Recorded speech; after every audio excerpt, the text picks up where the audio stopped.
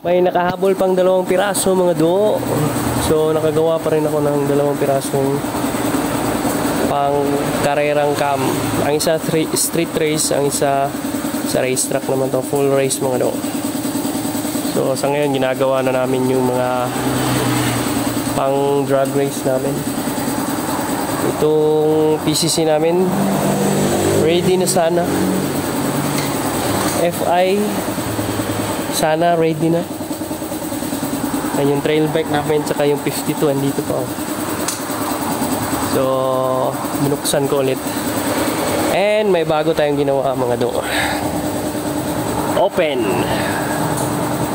So open na motor. Pero maliit lang yung sisi niya mga do. Kasi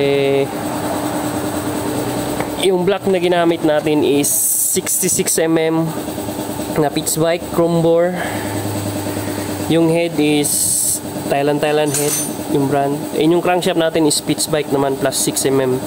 So total of 200 something na i-recompute ko nung mamaya.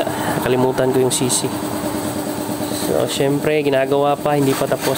So dadalhin namin to sa Cebu mga do. Hindi man lugi tayo sa mga open doon kasi open mix. So yung gagawin natin ngayon is wala lang, iti-test run lang natin doon if bibigyan ng oras yung open.